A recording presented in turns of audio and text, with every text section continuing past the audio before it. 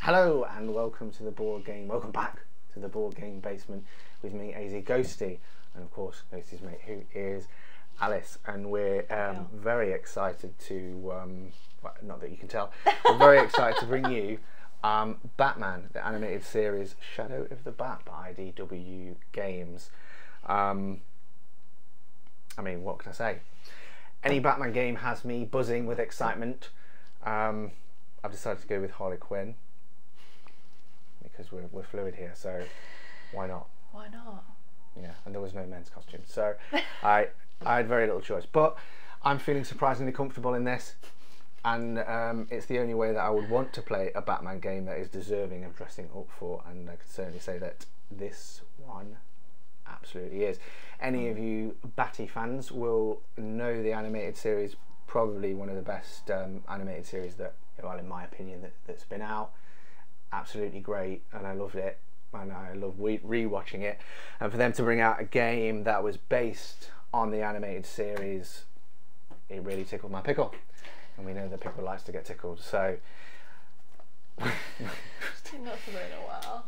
So the game itself is based primarily on the animated series, so all of the scenarios that you get in the game are based off of the episodes, so for nostalgia purposes absolutely perfect. And from a Batman fan, you know, it's super. You recognise them instantly as soon as you're reading them.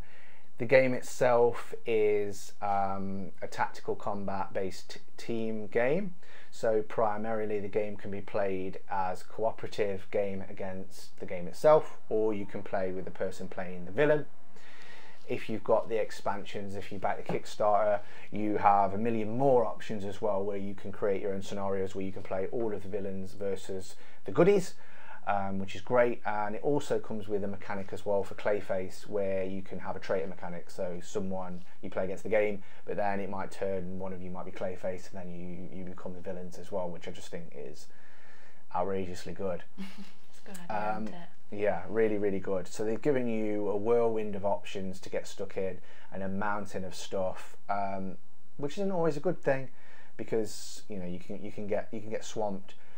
But for this game, it sets things out very clearly depending on which one you're playing. So, really, really pleased that they've been able to offer such a broad range of stuff for people to play, and you know, regardless of whether you are a single player who wants to play on their own solo, or whether you have a gaming group, or whether that gaming group prefers to be cooperative or prefers a game with a challenge where you're playing not an AI.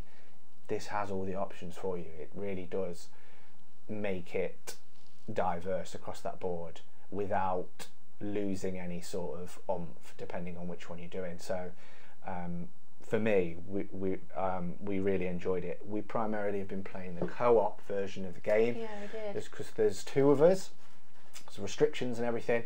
So we've been playing the co-op version of the game, but we really enjoyed it, didn't we? Yeah, yeah. Yeah. Yeah. Co-op mode was pretty good.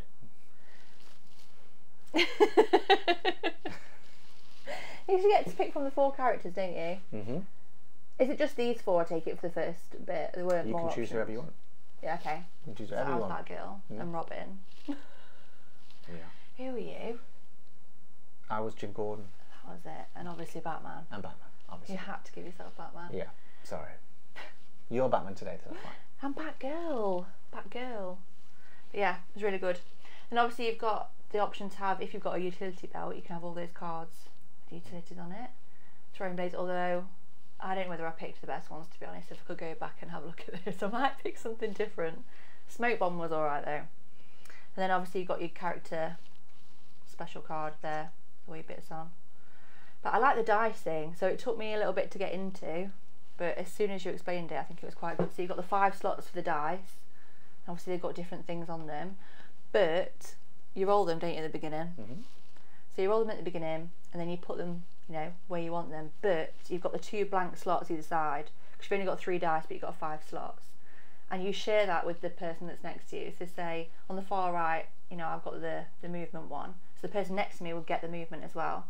So it really helps you pick what you're going to do, doesn't it? The next bit, and that was really good. We'd always chat to each other and make sure we've got the right one, so we'd help each other out. Yeah, a good batarang. We needed a lot of those. You do need a lot of batarangs. So with this game, I think coming before it, we've seen Batman Gotham City Chronicles, which disappointed a lot of people. It disappointed me, and I think that was because it was, we'll ignore the terrible rulebook, but it was very overcomplicated for what it needed to be, very mission specific. Buried under all of that was a good game for sure, but the time it took to get anywhere near being able to play it properly sapped all of the fun out of actually wanting to do what you want to do. And in these games, you've got a real hard challenge. I want to be Batman, and I want to be Robin, and I want to go around and I want to kick ass, but I also want the challenge of a game. I don't want it to be too easy, because I need to feel like that there's a challenge there, and it needs to have the replayability to keep you interested and to keep you moving forward. And I think with Gotham City Chronicles, having all of that sapped prior to even getting there really took the oomph out of the game, which is unfortunate, because you can see where the effort went in, but sadly, you know, there was just a lot of things in there that just made it miss. Coming into this one, when I was looking at the outside of the box, it is based on the animated series, so it does look slightly different to the other one, to Gotham City Chronicles, which is going to do. I was worried that this was going to be the opposite end of the scale, where I was going to get a game that was too light, that had a very simple mechanic to it, that after a few times I would just get bored. I was worried about that. But reading this rule book, it changes that, because it makes you think. It's a clear rule book, it's a good rule book, very good rule book. So I'm glad that they took the time to put that together. It's clear, but there's a lot of things, there's a lot of things in there to take into consideration in terms of terrain, in terms of actions that you can take, how movement slightly differs depending on what you want to do, and the attack-based system. There's a lot of things to think about. So for a gamer, it's got that strategy. It's got that strategy, and it's got that bit there that makes you think this is a board game. This is a game that requires some thought, and that really pleased me, because I was worried that it wouldn't do that and I would find it too easy, but you don't at all. But in the same breath, it lets you be Batman, it lets you be Jim Gordon, it lets you be Robin. It really does give you that feeling of, yes, I'm doing it. And like Alice explained, the mechanics in the game, it revolves around taking actions on your turn. Because we were playing the cooperative game, the structure of your turns is determined by an initiative card. So each of your characters has an initiative card, including the enemies. When you draw one, that is the group of enemies or individual that would take all of their actions. You've got 3 dice each that you roll. On those dice are actions, so you've got your move action. They're personalised as well to the characters, they're personalised to each character, and there's a ton of characters in the game as well. And again, if you want to play the villains, it's exactly the same for them as well. You've got your actions on the dice, you've got your move action, you've got your close quarters combat, and you've got your range action. You also have a defence roll on there as well, which just boosts your defence if you roll them. You arrange those dice on your board, and you share the outside dice with the person next to you, giving you a total of 5 actions to take on your turn. I really like that. So the strategy is there, because at first you sort of think, oh, I'll have an array of dice, give myself a good spread. Everyone kind of rolls their dice, and you put things where they want. It doesn't really matter. But as you get into the mission, you start thinking, I really need to do this, and I need to be able to get here, and that's going to be hard. So I need this, and you start asking, like we were asking each other constantly. You never know what you're going to roll, do you? So no, we were asking each other constantly, you know, can you spare one of these on my side and stuff like that to be able to get there. And there was times where you know the options you took, because of how the game mechanics turned the game, and the initiative cards came out. The actions you had were then, oh dear, I need these now, so I've got to wait, I've got to change my plan. So that's where the tactics come in. And being able to bring in cards specific for your character to boost certain things is great. You've got a number of cards for each character that are character specific, and you can pick a total of cards depending on the person you have. Like Batman, for instance, can take in 4 cards, whereas Robin here can only take in 2. So you can select which ones you want to make them mission specific. So you know what you're going into, and you can cater that for going into that mission. You can then trade one of those cards if you've got a utility belt for gadgets, like Alice said, and you can take loads of gadgets in. But the game makes those worthwhile. They're not things that are just added in as buffers, and the game is just a roll and attack and move. It really isn't. It's like a massive part of it. Yeah, it's a massive part, but being able to actually feel like you're in the game and you're part of this episode is great. You get a little brief text about the episode, and if you've watched them, you'll remember which one it is. And then the game really just kicks off and starts, and you've got an objective. The villains have an objective, and the heroes have their own objective as well. But it is great. You know, as Batman, on one of my turns, I managed to jump over the table, fire a zip line across the map, go all the way across the map, kicking every enemy as I went past, took out a load, so good. Turned around and threw a smoke bomb in front of the guys with machine guns so they couldn't shoot us. And it was just great. It was just fun. And it worked so well, didn't it? But that's the sort of thing that you need to be able to do, and it's easy to do. They make those things easy for you to be able to get into it and do those things, and that is the good thing about the game. Is it allows that kind of creativity, and it allows that excitement to really take hold in the game, and it just makes it a really wonderful thing to play. Batman was a really good character though to have, wasn't he? Yeah, he was awesome. Obviously, he's got to be. Yes, exactly. So he's got to be one notch awesome, above the rest, hasn't he? So. The game comes with, as I've said, a lot of variations. You've got a lot of mechanics in there that you know, I don't need to get into, but you know, reroll mechanics and things like that to be able to help you go on. The reference card system in the game is great.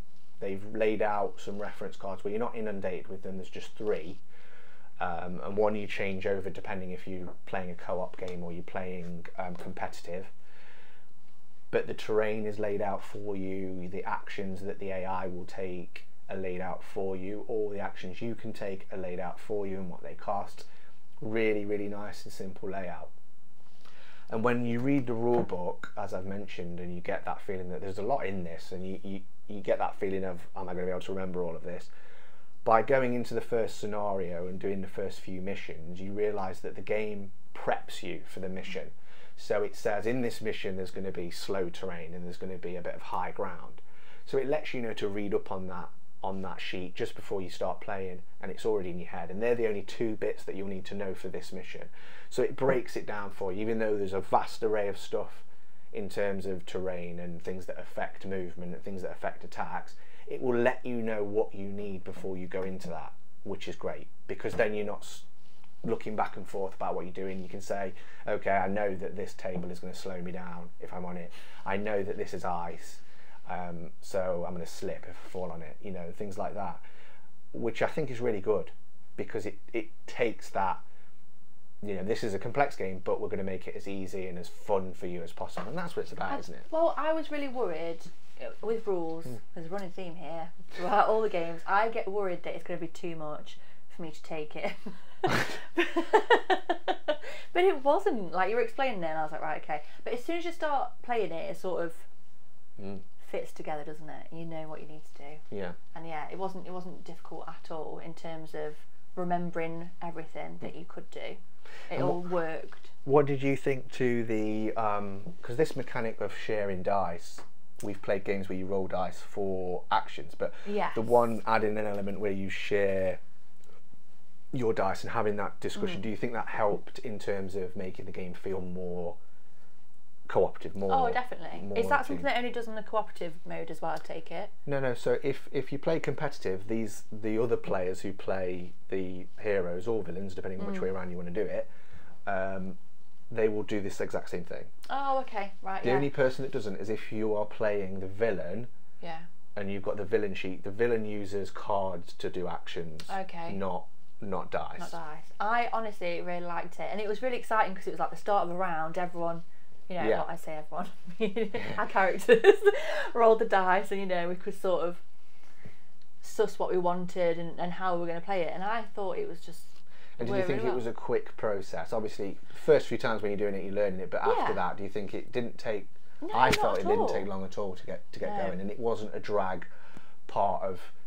It wasn't like, oh, we've got to do section. this. Yeah, no, sometimes not at all. when you've got clean-up phases in games, you don't look forward to it because you know it's a bit of a bog down. You just want to get back into the game. Wasn't it? But that was like, it was just part of your go. It wasn't something that you had to do and it was annoying. No, it was like part of the go, and I really enjoyed it. It's quite exciting. I mean, I'm on the fence very much on the side of a bit of randomness doesn't bother me. I actually find it quite exciting. So it you know, I complain about it. Don't get me wrong. When something doesn't go our way twice, which it did, it was very irritating. Well, I rolled the other dice, not the action ones that I did, and I just got all the Batman, which is like the defense, isn't it? I got all 5 shields. Thank you, but that's what it is. It's a little Batman. And I was like, no. The one time we needed it, and all 5 of them were shields, which meant it was rubbish for me. But yeah, you got a little bit angry at some points. Yeah, but the randomness in this game, I think, suits the game. I do. The dice roll obviously is random. You can re-roll, as I've said before. You've got options to re-roll, but they're limited. So you really need to use those at key points if you can. And again, the draw, if you're playing cooperative, there is an initiative draw which can be random. I mean, you can end up with the enemies battering you first off straight away multiple times, which happened to us. But I find that fun. I find that, you know, that's the trick of the game. That's the bit where you have to change your plan and you have to think, how are we going to get out of this? So I like that. If you really don't like that sort of thing, then you might be better off playing this in competitive mode, where the only randomness is your dice roll, and which you can slightly adjust. Because in competitive mode it goes one player villain, one player villain, one player villain, one player villain. You go back, whereas in this mode it's just decided by that. And that one time where we needed it to be me, one of my characters come out, I was last, wasn't I? Yeah, obviously. Of course, the villain was first. Yeah, well, you didn't. We threw some smoke in front of Man-Bat to try and stop him from seeing us, because he wouldn't know where we were, because he couldn't draw a line of sight to us at all. It was a really good idea. The only problem is the smoke doesn't disappear, so it means we couldn't see him either. So we were all just stood around waiting for the smoke to disperse. It was a bit, there was a bit of a, but no, it was great. It was fun. But we did a lot of cool stuff in there as well.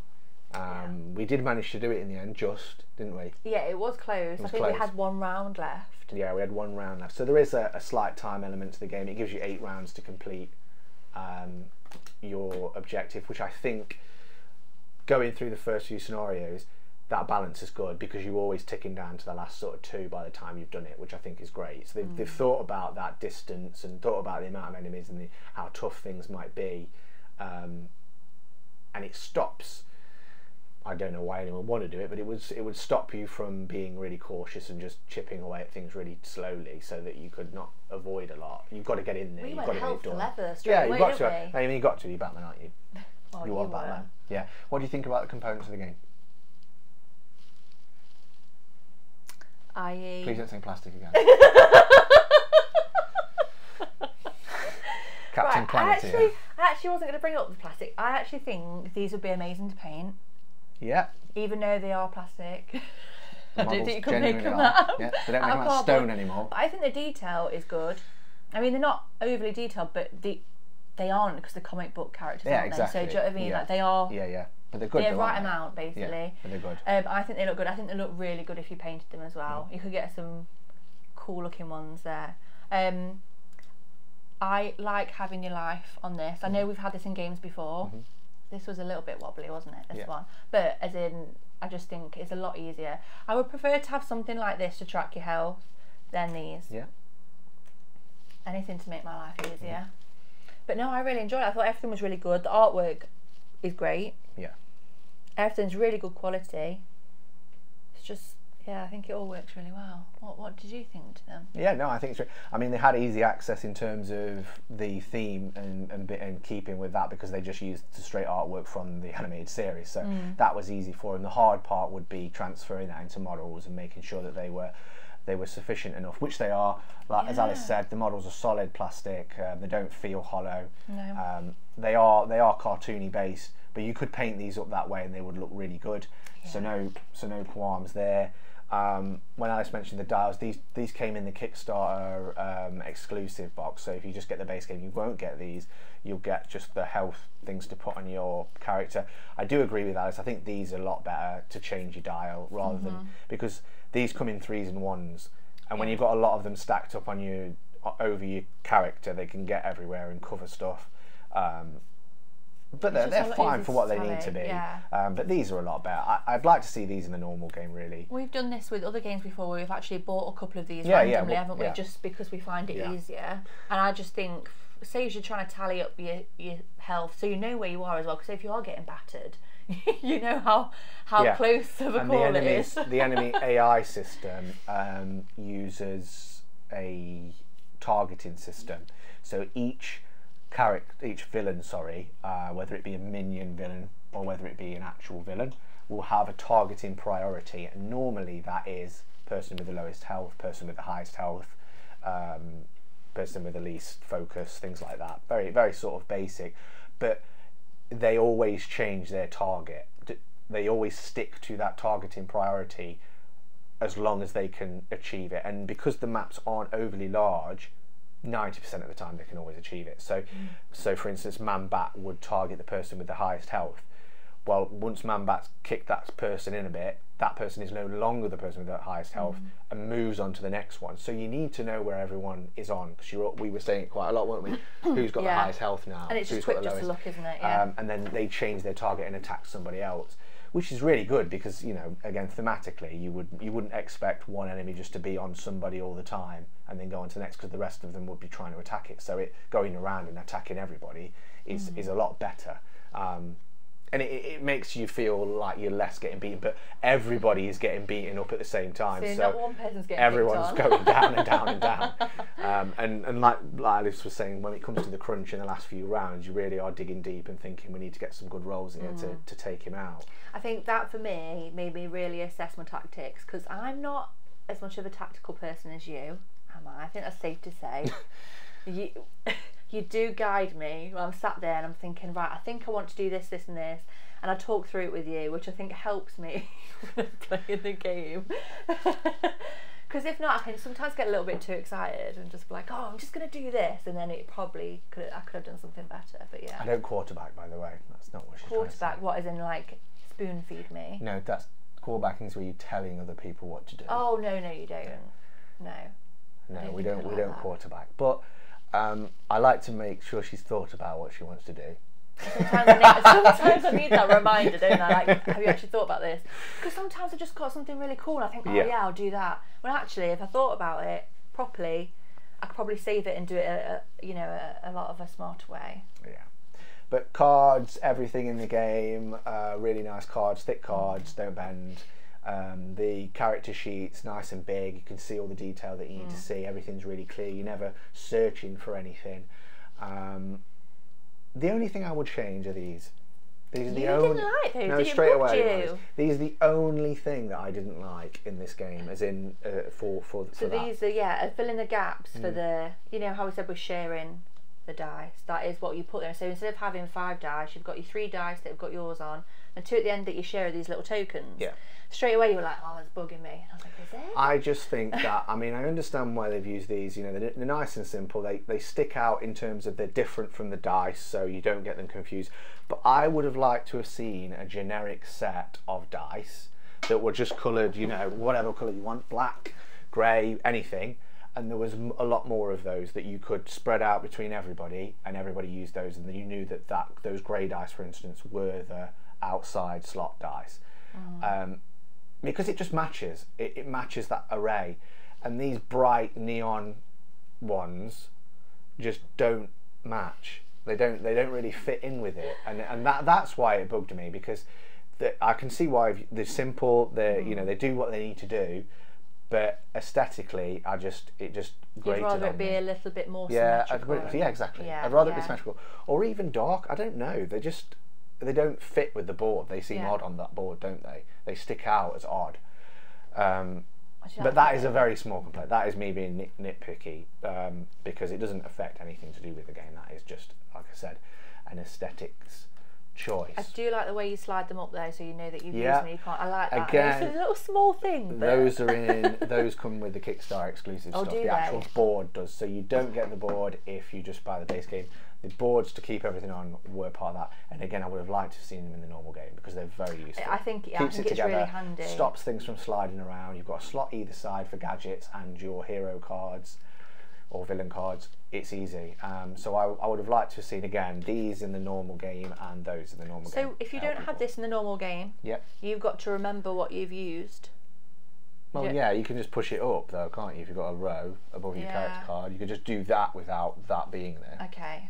But it helps, doesn't it? Oh yeah, definitely. It stops things from you ever knocking one or getting mixed up. So it's very useful for what it is. There is a shed ton of content, an absolute megaton of content. Just in the base game alone, you get about 16 scenarios to go through.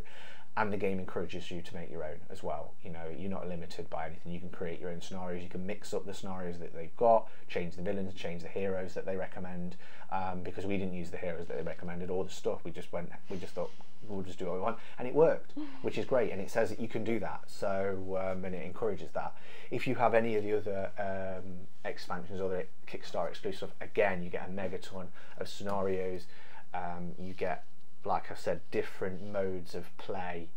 The trait and mechanic mode that they've used with Clayface, I think, is such a good idea, because if you've got a group of gamers that want to play a game, you start off as a co-op game, but you've got that added trait and mechanic. If one of you could be Clayface and just turn into Clayface all of a sudden and be then go on to the villain side, I think it's great, because there's a chance that none of you are.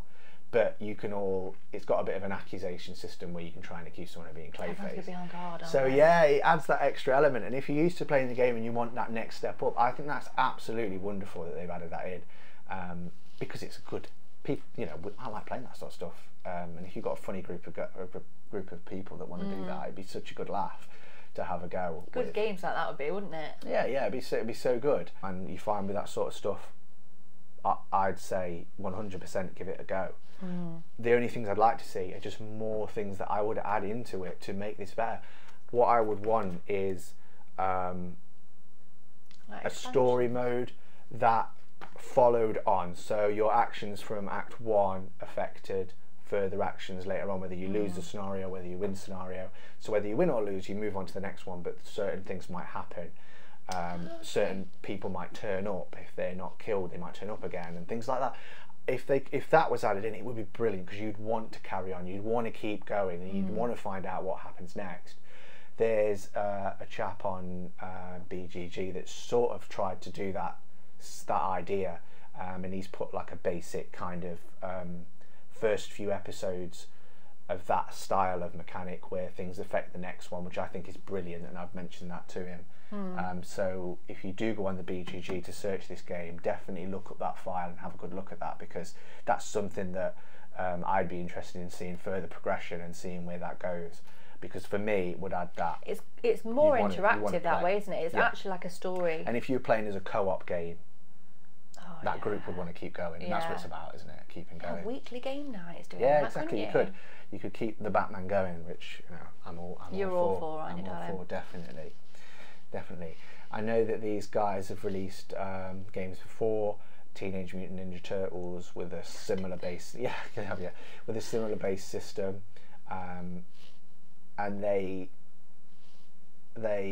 are trying to make these integratable, which again is good. I think that's a really good idea. So if you've got that game, soon you will be able to play that game, play the Ninja Turtles in this game if you want to. They could just turn up and play, which I think is great. That's so weird. I know some of the stuff they need to add extra bits in, to make that possible, that they are looking at doing that, and I think that's really, really cool, because it opens up the whole universe to, you know, whatever you want to do. You can mix and match these things and bring anybody in and create your own cool stories, which is really good, isn't it? It's like Kingdom Hearts. Is it? I don't know. I've never played it. I don't think I've ever played it. So for you, Alice, yes. Batgirl. Batgirl, please. What is there anything that you any thoughts that you've got more on it at all? I just really enjoyed it. So from someone who not primarily Batman fan, not primarily a gamer. No, like I mean, it's not like I dislike him at all. Like I just don't love him as much as you. Yeah, you have a strong love for him. Yeah. I do. But no, I could get into it. I really enjoyed it. It's not something like, I suppose if you didn't know about all these episodes, that wouldn't matter. You could still play it. No, absolutely. That's so, a good point. Yeah. Good point. Because I know I've only watched a few of them, and I still dug right in and loved it. Yeah. You wouldn't have to know, but I think it just, if you do know, it just adds to the nostalgia. Yeah. But you don't have to know anything, because you're creating your own version of that episode. You know, what happens in the episode doesn't happen in this. It's your own take on it, which is fab. Yeah. No, I really enjoyed it, and like, I don't think there's anything that I would say that I didn't like. No. No, good. So yeah, I know at the minute, obviously there's a Kickstarter release, and they're everything out there at the moment. But I'm really looking forward to seeing this hit the shelf if it do in the future, because I think that people definitely need to get the word out and get involved in this. If you had Batman's Gotham City Chronicles and it just didn't quite get there for you, give it a shout. Don't let that knock your Batman enthusiasm, as it did me, but this picked me right back up, and I guarantee you all you've got to do is read this to feel comfortable, to feel relieved, and then as soon as you start getting on this board, you realise you are Batman. I'm Batman. Exactly. I mean, I'm not right now, but I'm no, close you're enough, not right now. close as I'm going to get in a costume, I'm afraid. But yeah, so we're really keen to hear anyone's thoughts on this. If you do get a chance to play it, if you want to know anything about it, obviously please message us. Since returning, we've had some really good feedback from people who've been really pleased that we are. It's been a while, sorry guys. It has. We've been quite busy because we're now changing studio. This is our last. So we thought we'd do this one as our last one in this studio, but we're going to have the new studio up and running soon, which is fantastic. New space, new games.